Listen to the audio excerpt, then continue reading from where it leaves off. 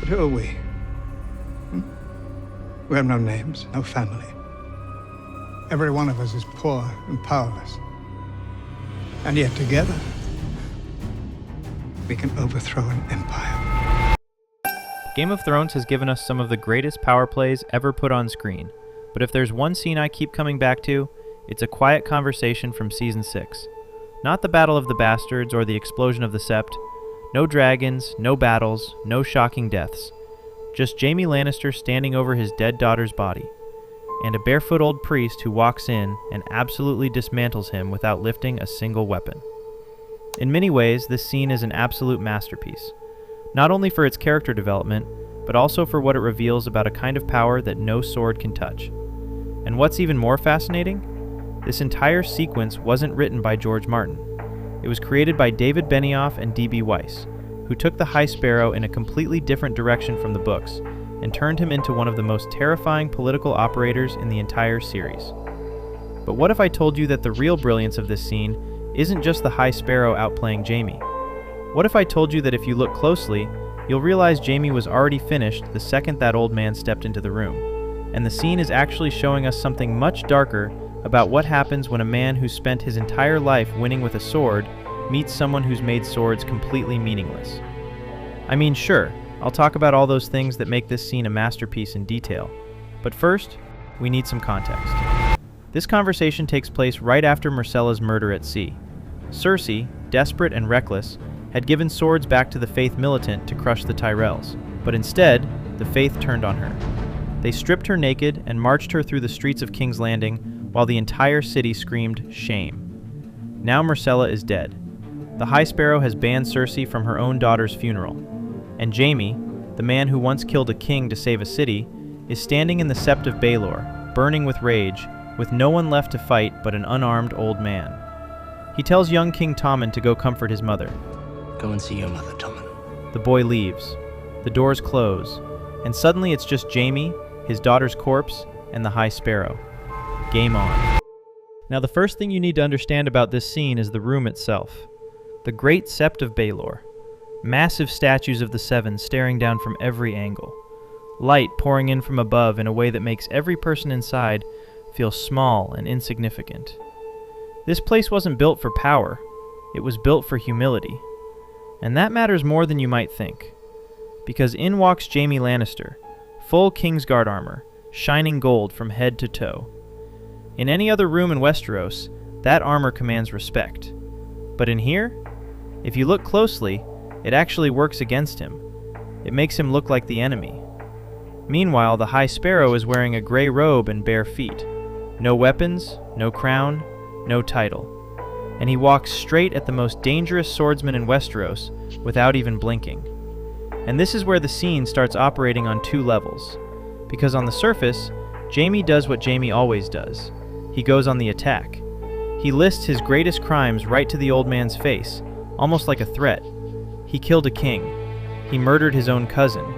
He's done things most men would hang for. It's the classic Lannister move. The same energy we saw from Tywin, from Cersei, even from Tyrion in his trial speech. I've done the worst things imaginable, and I'm still standing. You can't scare me. You would spill blood in this holy place. Well, the gods won't mind. They spill more blood than the rest of us combined. I mean, what a line. On the surface it sounds like vintage Jaime, sharp, fearless, dripping with that Lannister arrogance.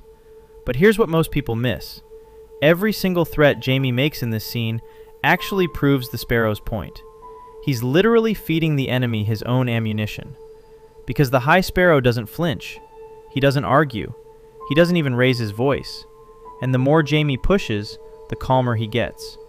And here's where Jonathan Pryce's performance becomes nothing short of phenomenal. Because he plays this entire scene like a father explaining something simple to a child. That quiet, almost gentle delivery is what makes it so terrifying. Meanwhile, if you watch Nikolai Coster-Waldau's face carefully, you can see the exact moment the confidence cracks. It's subtle, just a micro-expression, but it's the look of a man who suddenly realizes his entire way of operating just stopped working, and he has no idea why. But the scene builds masterfully, dropping these subtle hints that aren't immediately obvious.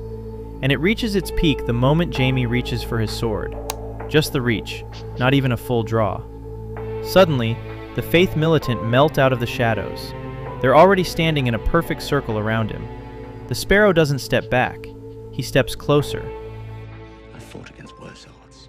No doubt many of us would fall. But who are we? We have no names, no family. Every one of us is poor and powerless. And yet together, we can overthrow an empire. Now freeze on Jaime's face right there, because in that exact second, he realizes something that changes everything. This man isn't bluffing. He genuinely does not care if he dies today. And that's a kind of power Jaime has never encountered in his entire life. The trap was closed before he ever reached for the blade.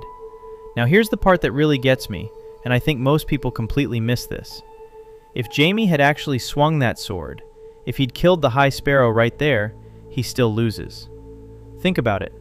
The Kingslayer murders a holy man in the holiest place in Westeros, standing over his own daughter's body. That story spreads across the 7 kingdoms before the blood even dries. The Sparrow becomes a martyr. His movement doesn't die, it becomes unstoppable. And the old man knew it. That's exactly why he stepped closer instead of backing away. 2 doors. Both lead to the same defeat. The High Sparrow had turned this confrontation into a trap with no exit. And if you want to understand why Jaime couldn't see this coming, you actually need to go all the way back to the moment that defined him. The moment he killed the Mad King. Because remember, Jaime broke his most sacred oath to stop Wildfire from burning 500,000 innocent people. He did the right thing, and the realm called him Kingslayer anyway. That single moment taught Jaime one brutal lesson he could never unlearn. That power is the sword. Honor is a lie. And for most of his life, that lesson worked. It's the truth.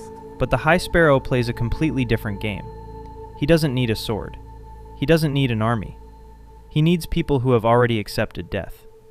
And after years of war, after the War of the 5 Kings tore through Westeros and left thousands of broken, starving, homeless people in its wake, there were more than enough of them waiting for someone to believe in. Let me explain it this way. In the books, we learn a lot more about the Faith Militant and what they actually represent. They're not just religious fanatics. They're the people Westeros forgot. The smallfolk who lost everything while the great houses played their Game of Thrones. The High Sparrow didn't create that anger. He just gave it a voice. And that's what makes him so dangerous. Because you can't kill an idea with a sword. And the full weight of this trap doesn't even land until 2 episodes later. Jaime rides up those same Sept steps with the entire Tyrell army at his back. Banners flying, armored cavalry, pure military dominance. It's exactly the kind of power play that's supposed to work in Westeros. The High Sparrow walks out, completely calm, and says there will be no Walk of Atonement today. Not because he's afraid, because he's already won. He's turned Tommen. The boy king steps forward and announces that the crown and the faith are now united. The crowd erupts. Olenna Tyrell, one of the sharpest political minds in Westeros, just whispers that he's beaten them. What's happening? He's beaten us. That's what's happening. That same day, Jaime is stripped of his title as Lord Commander of the Kingsguard. He brought an army. He left with nothing. But perhaps the most devastating part of all this, and honestly, the thing that haunts me about this entire storyline, is what it eventually leads to. Because Cersei, humiliated and cornered and out of options, does the one thing Jaime once killed a king to prevent. She lights the wildfire beneath the Sept of Baelor. The same green fire, the same city. The woman he loves finishes what the Mad King started. And the High Sparrow's trap is what pushed her there. He didn't just beat Jaime in that room. He set in motion the chain of events that removed the last person who might have stopped the exact disaster Jaime sacrificed his honor to prevent. When you see it that way, this quiet scene in the Sept is actually one of the most important turning points in the entire show. Varys once said it best. Power resides where men believe it resides. Jaime believed power lived in the gold armor and the Lannister name. The High Sparrow built his power somewhere no sword could ever reach, in people who had nothing left to lose. And that's why the most feared knight in the 7 kingdoms walked out of that Sept with absolutely nothing. Not because he was weak, because he brought a sword to a belief war, and the barefoot man in gray had already won before the conversation even started. Now here's what I want to know from you. The High Sparrow beat the most feared knight in Westeros without ever picking up a weapon, but he's not the only one. Who do you think is the most dangerous character in Game of Thrones who never swung a sword? Drop your answer below and tell me why. I read every single comment. The best answers get pinned. So if you've made it this far, thank you so much for watching.